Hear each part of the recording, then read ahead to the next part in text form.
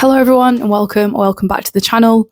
This is a tiny microphone and it's because I often get comments about how bad the audio is on my channel, and it is, and I apologise. So I'm just going to hold it close to my mouth and hope that this makes a difference. So today's video is going to be a Q&A. I put a post up for anybody to leave any questions that they wanted to ask, any advice or my opinions or whatever. I'm not claiming that I'm good or professional or high level by any means.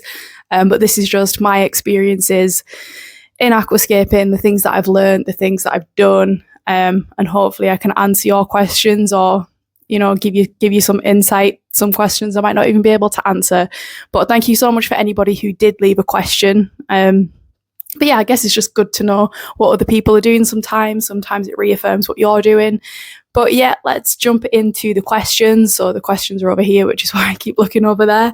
The first question is, how do you keep anubias or boosts that are close to the light algae-free? And how do you manage CO2-related algae in an aquarium with no CO2? So the first part of that question, I do actually have boosts and anubias growing in a low-tech aquarium.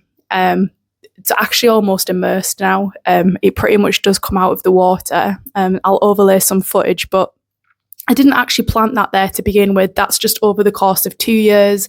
It's just grown out of its own accord, and it's kind of just grown up to the light. And I sometimes feel like when you let a plant just do its own thing, grow where it wants to grow, they tend to do better than if you kind of just force them there. So what I would say is if you can plant it lower down to begin with and let it grow there itself, I feel like they adapt better in that situation. But if you can't do that, I would just say start with a lower light intensity and then build up over the course of, a few weeks or something. Maybe just go up 5-10% every week or two, every 10 days, and just sort of let it adapt to the amount of light that it's going to get.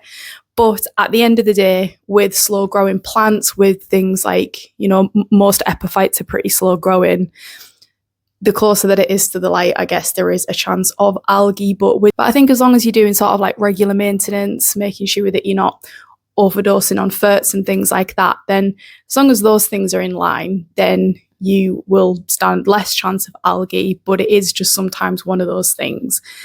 So the second part of that question was, how do you manage CO2 related algae in an aquarium with no CO2?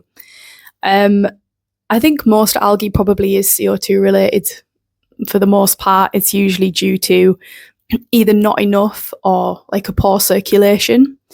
But in a low-tech aquarium, obviously you can have a low-tech aquarium, something without CO2 that doesn't get algae. And I think a lot of it's in the way you set it up, and a lot of it is in the way that you maintain it. So with my low-tech aquariums, thankfully I don't have too many algae issues, if at all. And I think that comes down to, in the way that I set it up, I make sure that I'm using a good quality aqua soil, something with a good cation, is that what it's called? Cation exchange capacity. So I use Tropica, you could use ADA. I'm sure there are many other brands, but generally most aqua soils allow that. I nearly went Irish, but most aqua soils do that. And that's basically where they take up any nutrients from the water column and they keep it in the substrate layer. So you've kind of got less nutrients floating around in the water column and more in the substrate. And I generally think that that helps with sort of algae issues. So a good nutrient rich substrate, I often use something like ADA power sand, or even some crushed up root tabs underneath, just to ensure that there's some form of long-term nutrition there for the plants. And then I keep dosing to a minimum. It's always quite lean. Maybe don't do it for the first sort of few months when I set up a low-tech aquarium, and then as the plants start going and doubling, tripling in size, then I might add a pump after a water change. But yeah, good substrate system, good maintenance routine. Make sure that you're water changing at least 50-60% each week. Use fast growing plants. Use plants that you're actually going to be able to grow, because if you're just trying to grow hard plants that aren't working in a no CO2 setup, or you don't have the correct lighting, or you haven't got a good substrate system, then your plants are going to suffer and immediately you're going to get algae anyway. So make sure that you're growing plants that you can actually grow, that are suitable for what you've set up. But yeah, just having a good a good basis and a good routine definitely will help in like not getting algae in a low-tech setup. And just don't go crazy with the light. You don't need something like this on a low-tech setup, because that would just be an algae fest. So yeah, that's my advice for that one. The next question is another algae related question. I expected this. Hair algae in a low-tech tank. Oh, don't talk to me about hair algae. I have hair algae in this tank, which is like a high-tech tank. It runs CO2. Also, how to remove algae from plants out of the tank. Is there a solution you can soak them in, or a spray? So the first part of that question in regards to hair algae isn't something I've ever actually had in a low-tech aquarium, but I do always get it in a high-tech aquarium. I think the reasons for it are going to be different. However, I'll explain what I did in the high-tech side of things. But yeah, this tank was suffering with hair algae for ages, and I was trying to like increase water changes. I lowered the light. It helped a little bit, but it was still there. Lowering the light probably helped the most out of those two things, and I stopped like dosing because I was thinking, oh, there's too much of nutrients in the water column. But actually, when I tested the water, there was like 0 nitrates, which you don't really want for a planted tank. Thought, right, okay, I'll try dosing nitrogen. So I started dosing nitrogen, and actually it like pretty much eradicated it. And then my CO2 ran out and I didn't realise, and then it all came back again. So I think hair algae is going to definitely be, as with most algae, it's a balance of light, CO2 and nutrients, because through that story that I've just told, you can see it's affected by light because when I reduced it, it helped. You can see it's affected by CO2 because when it ran out, it came back. And you can see it's affected by nutrients because when there was no nitrogen, it was hell. So yeah, it's a balance of those three things, really. Certainly in a high-tech tank, and that's just because everything's a lot more faster paced. In a low-tech aquarium, whilst I've never had it, I think it kind of goes back to the question that I've just answered, and it's just making sure that you have a good substrate system with lots of nutrients in there, but then also making sure that you have a good water change regime going on as well. Like, don't skip maintenance day if you can help it. I think with a low tech, every 7 to 10 days I would do like 50% water change if you're obviously growing plants using aqua soil, that kind of thing. So yeah, and the second part of the question was, is there a solution that you can use to dip plants? And yeah, this is quite a common thing that people do. I do a sort of like 20-to-1 like ratio, so 20 parts water, 1 part bleach solution. And with non-sensitive plants, like your stems and stuff, you can like leave them in there to soak for about 3 minutes. But anything sensitive and delicate like crypts or Balasinaria, certain mosses and things like that, they are a lot more sensitive, so you probably don't want to do more than a minute dip for those. And then once you have done that, you take them out and put them in a solution of like a water conditioner. So I use Seachem Prime, and I do 4 times the recommended dosage plus some water, and that just removes the chlorines from the bleach, and then it's obviously safe to go back in your tank, and that should help eradicate any sort of like, especially, you don't need to do it with tissue culture plants, but if you have algae or you're buying plants from maybe a source that you don't know, it can just help eradicate any nasty things, diseases, parasites, that kind of thing. So yeah, but that is something that's quite common, and there's lots of like recipes online for that kind of thing. The next question is, have you ever seen a presentation by Philippe Oliveira? What are your favourite scapers in terms of approach to the challenge of aquascaping? Ooh.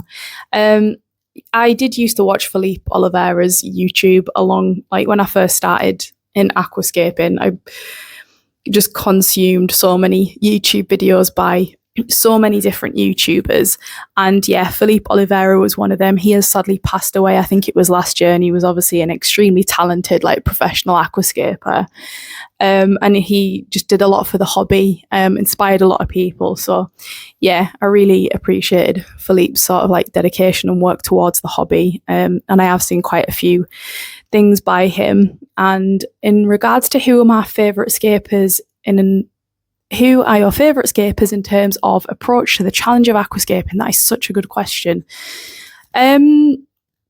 Well, I think it's I feel like I've got a few answers for this, and obviously, like the Aqua Designer Mano, the ADA group, for me are just like the pinnacle, because they stick to nature aquariums, which I absolutely love. And that's not to say that I don't like or appreciate a good diorama style scape, or the stuff that gets entered into the IAPLC. It's absolutely incredible, but for me, I love the classic nature style aquarium that's just, I mean, I'm not saying this is a great example of it, but that this is my style and this is what I kind of prefer. And because ADA started like that and pretty much stick to that, I've just realised this camera's probably rocking because I'm rocking the table. If the video's been wobbly, up until this point, I apologise. So I appreciate everything that ADA do. So the guys at the ADA lab, I absolutely love them. And I also really like Aquarium Design Group because they've kind of got this modern minimalistic approach on aquascaping. So a lot of their stuff that's hardscape only, or very minimally planted, which maybe almost goes against the grain of aquascaping. I like how different they are. And yeah, it's like a designer type way of aquascaping, which is probably why they get a lot of I think they do home installs and stuff like that. So I really appreciate them, but they're sort of on this different type of level, but just everyday aquascaper. I really love A.D. Myers, and I went to his home recently, and I got to see, he's got 2 Mizukusa walls, and they're just absolutely stunning. They're honestly the best thing I've ever seen. And when he posts them on Instagram, they look incredible. But then when you see them in real life, they're just so nice. And I think he's such an incredibly talented aquascaper. He's so humble, just all around lovely guy. And I think he just creates some absolute stunning aquascapes. Like I said, the ones in his homes are beautiful. He did one in the Horizon Aquatics gallery, and it was a piece of manzanita wood laying over a Frodo stone, and it was covered in mosses and epiphytes, and it just looked so natural. It was simple, but if you tried to do it, you'd be oh, actually, this is actually really hard. He did it, it was complex yet simple. And it was just my favourite scape. But then I say that about every single one that he does. And he's done another one in the gallery, which is inspired from a meteor hitting the earth. And everything that he does is always different. He always does something different each time. And he's really, really meticulous and a perfectionist. And I appreciate that because I feel I am a bit like that, but it just never looks perfect. So yeah, I'm going to say A.D. Myers is my favourite, just your everyday friendly neighbourhood aquascaper, A.D. Myers. And if you don't know who he is, I'd highly recommend you check him out on Instagram because yeah, he's really good. Hello. What is your favourite aquarium size to scape and maintain? Do you prefer sand foreground to carpet, or do you find it easier? And if you had to choose, would you go with high or low tech? My favourite aquarium to size to scape and maintain is probably a 45p. I prefer nano tanks, don't get me wrong. I absolutely love this size aquarium. I loved scaping it, but it's very expensive. It's a big project. And I think when you're into aquascaping, you do want to scape things every maybe 6 months to a year. Although saying that, a lot of my tanks now have been running for quite a while, perhaps even longer than a year. But to do that every 6 months, if you were that into it, it just cost an absolute fortune. And it's just a big job, isn't it, to scape and then take down. Whereas nano aquariums, you can turn them around a little bit faster and they're not as expensive to scape. They're also more beginner friendly, a little bit more budget friendly in all senses, from the actually buying the tank, the hardscape, the plants, because you don't obviously need as much. And obviously if you want to rescape it every 6 months, it's just a lot easier to take down. And it's something that most people can maybe fit somewhere in the home, whereas a big tank is it's just if you've got the space. So obviously if you don't, it's like you're automatically out. So yeah, I'm going to say nano. And what was the next part of that question? Sand or carpet? Sand all the way. I think that's why all of my tanks just use sand. I do appreciate like a planted carpet, but the maintenance is a pain, and I just think they are less detailed looking than like if you grade gravels and have all sorts of different like gravel sizes and rocks and stones and stuff. I always feel like, even though a carpet is natural because it's plants and plants are natural, for some reason I just think that sand looks more natural to me. I just like it more. And the last part of that question, would you choose high tech or low tech? Low tech, or well, maybe mid tech, because I think that's what my tanks probably are. The more mid Jesus Christ, they are more. Come on, Rich, you can do this. They are more mid tech, so they have a pretty good filter. They have a pretty good light. Yeah, the low to mid tech is definitely my favorite. I find it more enjoyable. I have better luck with it. I think on the whole, it's easier for newcomers to get into the hobby from that side of things. The next question is root tabs, soil additives, or liquid ferts, both. I'm not reading this question very well. Root tabs, soil additives, or liquid ferts? Both? Do you dose liquid ferts regardless of whether or not you add extra nutrients to the aqua soil?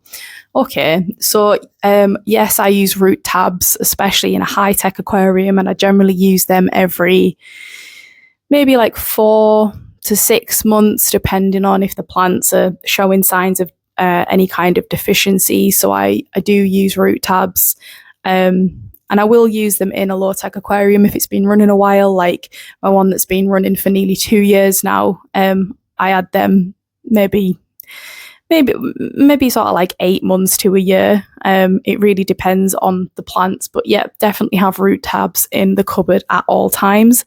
And yes, I will use root tabs and liquid ferts at the same time on a high-tech aquarium.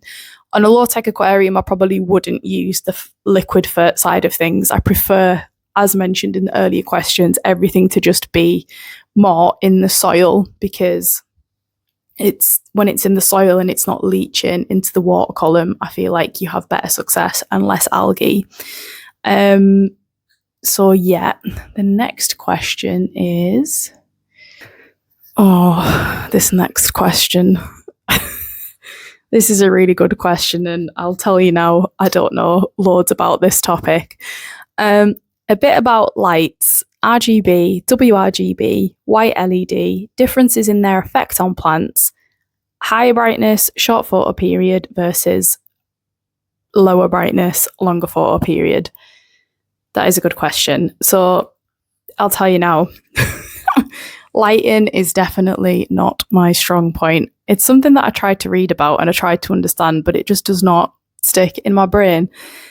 However, I have got a variety of lights and have used a variety of lights. So from that experience, I'll answer this question as best I can, but I guarantee you I'm probably going to be wrong about some of this stuff. So don't listen to me about anything, but don't listen to me about lighting, because I am probably wrong. When we're talking white LED, let's just clarify what I think we're talking about and what I think this stuff is. When we're talking white LED, if we're referring to sort of like the budget aquarium lights that you get, where it is just a strip of white lights, and maybe sometimes they have the odd blue one in, and not a white LED, which is where, like, for example, ADA lights, I think, again, I might be wrong, but I think some of them have the RGB diodes, might be wrong, in one like thing. So when you look at it, it just looks white, but that's because it's made up of the perfect ratio of red, green and blue. So it's just looking white. So it depends what we're talking about when we say white LED, but I'm just going to go that we're talking cheap. So let's start there. White LEDs, although I have a feeling, and I might be wrong, but I'm sure I read somewhere that all LEDs are actually blue and they put a layer of phosphor over them, which makes them white because it has like different colours in it, and it makes it look white to the human eye. Because that's another thing, colour is perceptive. It's how we see colour, but not how colour actually is. We're getting deep. So with white LED lights, the budget type ones, I think if you're a beginner and just getting into the hobby and you're well aware of the limitations of low tech, no CO2, little to no filtration, and a budget light, then they are fine for that. Because when I first started, I just had little like 30 centimetre cube tanks with a very basic filtration system, cheap aquasoil, and a white LED light, and they had like bits of blue in. And actually they grew things like Saragini repens, Hydrocotyl tripartita, ferns, crypts. They did grow those things. Granted, they're probably not as perfect as they would look under like a light like the one behind me, which is like a really high-end Tshirts light, which by the way is far too powerful for my use. But yeah, we'll talk about that in a minute. But it was absolutely fine, and there is no problem with using one of them as long as you accept and expect that there are going to be limitations. The colour representation, like how you see the colour of a light like that, I would say it's probably quite cold, and that might be because it is just a blue LED, so you're just getting the blue wavelength. Might be wrong on that, but that does make sense in my mind. So it's not like things aren't as vibrant. You might not get the best out of like red plants. You might struggle with like ornamental plants, like certain rotalas and things like that, like stuff that's regarded as difficult. You might struggle with, but for very basic use, then yeah, it's fine. And then moving on to RGB. So the light behind me, which don't look at it, it's blinding. It's a Tshirts Vivid 2, and that is an RGB lighting. I don't know if they class it as a full spectrum lighting or not. I'm not sure if it is, and I'm also not sure if RGB definitely means full spectrum. I think sometimes lights that are RGB are marketed as full spectrum. So with this light, it has controllable red, green and blue LEDs that when they're all on, it looks white to us, but the plants are just receiving red, green and blue wavelengths, and the wavelengths of those red, green and blue spectrums are different. They penetrate different parts of the plant to perform photosynthesis. But to us, just looking at it, it's like, right, yep, it looks like it's producing all of the colour spectrum. And on the whole, in terms of like plant growth, it's an absolutely fantastic light. It's so vivid. That's why it's called a vivid. And it's like so vibrant. The saturation is like incredible. And because it's controllable, you can obviously boost the way that reds look by boosting the red light. You can boost the way that the greens look by boosting the green light. So it is fantastic. I just don't know if it's technically classed as full spectrum, because I remember reading about it on the website. It's like narrow peaks of each red, green and blue. And I think when the narrow peaks, you don't quite get the full curve of a full spectrum light. So if you think of like the sun for plants, the sun obviously gives the full colour spectrum. So overall, it's amazing and I love it. Whether or not it's technically classed as full spectrum, I'm not actually sure. And the other lights that I have are ONF flat nanos, and they are my absolute favourite lights. I would recommend them to anybody, and I've got 4 of them. I use them on all of my nano tanks. The plant growth is fantastic, but I was trying to find out if they were classed as like full, like RGB or WRGB. WRGB being, for anyone that doesn't know, watch me tell you what it is and it'd be wrong. It's just got a white subpixel, so it's RGB plus white, and it's even brighter. I don't know if it's technically better than RGB. I'm not actually sure. I think most high quality lights on the market, like if you're into the hobby, you want the best of the best, you're probably going to be looking at Twin Star or Tshirts, probably. I absolutely love Twin Star lights. I used to have one on my 60 centimetre aquarium. I think I might like them better than Tshirts, perhaps. I think it really depends, doesn't it? Depends on the light, the scape, what you're going for. But Tshirts and Twin Star and ONF, in my experience, have been amazing lights, and they look great. They photograph well. The plant growth's fantastic. As mentioned, this is far, far too powerful for me. Don't really know why I got it. It runs on about 35%, and part of that is because I'm having some issues, and I have replanted it. So I've turned the light down a little bit. But if I put this on like even 70%, it would be an absolute shit show in there. There'd be algae everywhere. I really don't know what type of tank you would put these on. It'd probably have to be deep, heavily planted, tons of fast growing stems, really well balanced. This tank is none of those things. The second part of that question was higher brightness short photo period versus lower brightness longer photo period. That should be someone should do that as an experiment. If they haven't, they probably have. But for me personally, I do long and low, and that is because, as I said, with this especially, if I turn that up, it's just immediately algae. And I just kind of think of like nature and the sun. The sun's out for like, well, if you're in England, the sun's never out, but the sun's natural daylight, like usable daylight for plants, is probably like 8 hours maybe. So I run my lights for 7 hours with a half an hour ramp up and ramp down, and it gets to, I think this is on about 40%, is it 40%, 35%? I can't remember. It's less than 50. Yeah, and that's what I do, but I would prefer like a low and long, which is what I do on my low-tech aquariums. With that said, they are all very well balanced now. So those ONF lights, you can, like they've got 4 settings. So 25, 50, 75, 100%. They all run on 100%. And I think they are on for 9 hours.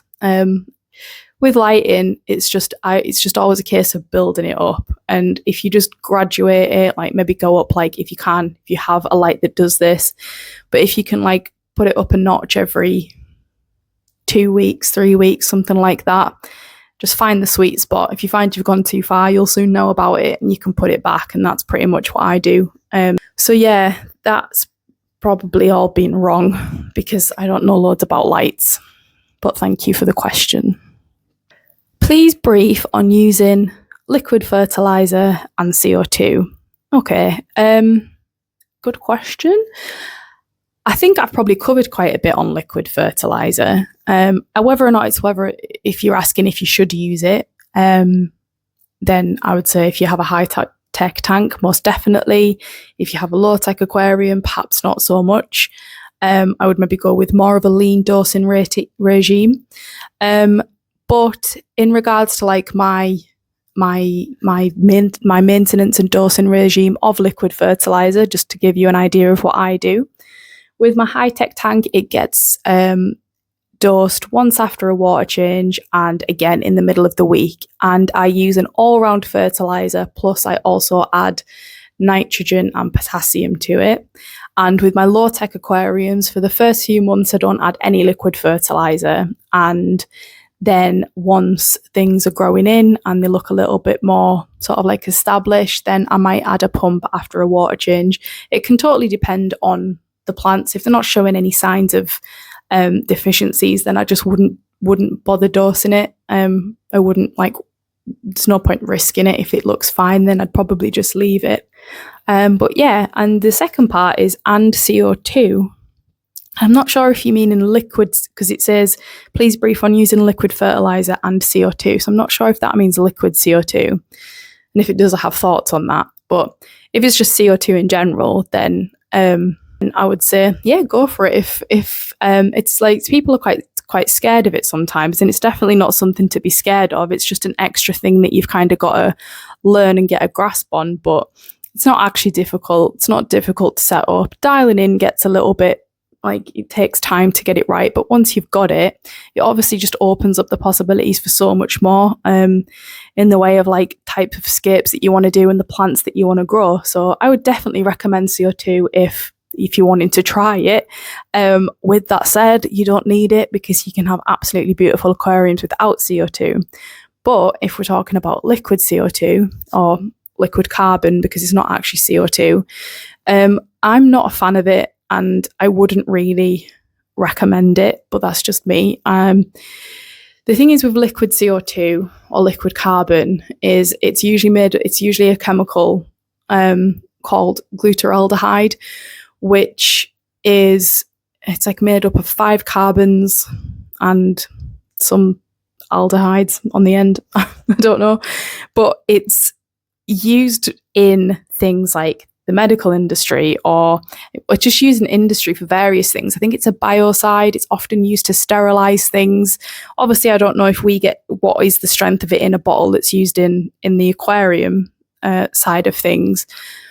But yeah, it's considered toxic. Some people even consider it a neurotoxin. If you ever got it on your skin, I got it in my eye once. Jesus Christ, how did I even get it in my eye? I don't know. It just splashed into my eye. And I was like, great, I'm going to be blind. Thought I was going to have to go to hospital. It stung like hell. So I just think, if that's what it did to my eye, what is it doing to the fish? And anytime I put it in a tank, like if I've ever used it on algae, because it is more of an algicide for aquariums than it is a form of CO2, the fish just go a bit crazy. You can tell that they're uncomfortable. So if I ever need to use it for something, which I try not to, I will massively underdose it. And I don't really use it in my nanos because like they don't have huge filtration. Obviously there's less water volume. And if I do want to use a chemical as an algicide, I actually use hydrogen peroxide because I think personally it's a little bit safer. That is going to come up in a future video, so I won't say too much on that. But my opinion on liquid CO2 or liquid carbon is a bit of a no-go for me. I don't even know how a plant utilizes carbon in that format. I'm not sure. I just know how it utilizes it in a gas form, as in like CO2, which is why it seems to be the tried and tested method, which is measurable in the water column. Because as far as I'm aware, there's no evidence to suggest that like liquid CO2 even raises the amount of CO2 in the water. Like it's not measurable. I also think it dissolves after a few hours as well, making it potentially pointless. So I would just say if you're wanting to use CO2, just get CO2 rather than dosing a chemical. And the last question, I think it's the last question, is how to tell the signs that plants are lacking in nutrients. And that is a really good question. Well, so I guess, if we're talking high tech, because I feel like that's probably going to happen the fastest in a high tech tank, I would argue that 90% of the time, the nutrients that you're going to be lacking is CO2, potassium, nitrogen, and phosphate. So your macros basically, or CO2. So I would argue that in a high tech that they're the ones that the tank's going to be deficient in first. And in terms of sort of like indicators for nutrient deficiencies, they can look anywhere from stunted growth, the leaf size can be like really inconsistent, or it can be like really deformed. The colour might be completely different. They might have like the veins of the plants will be quite prominent, but yet the leaf might look like very yellowy or not have like the right pigmentation. They break off or damage easier, and obviously they'll get the first leaves to get algae on them. So if any of those are pinholes, which I think is usually a potassium deficiency or a magnesium or manganese, one of the ones, There is charts online, but I have a feeling they are geared more towards like agriculture. But I suppose it could be a first like go-to thing to have a look at, just to see if it might confirm what you're thinking. But yeah, I would say it's probably going to be your macros.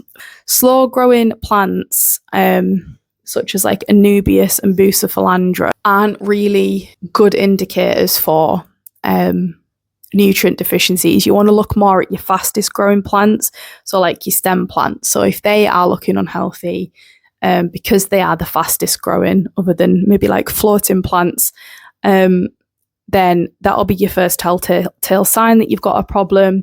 And then it's just how you combat it from there. But yeah, as I've said, I imagine it would be your macros or CO2.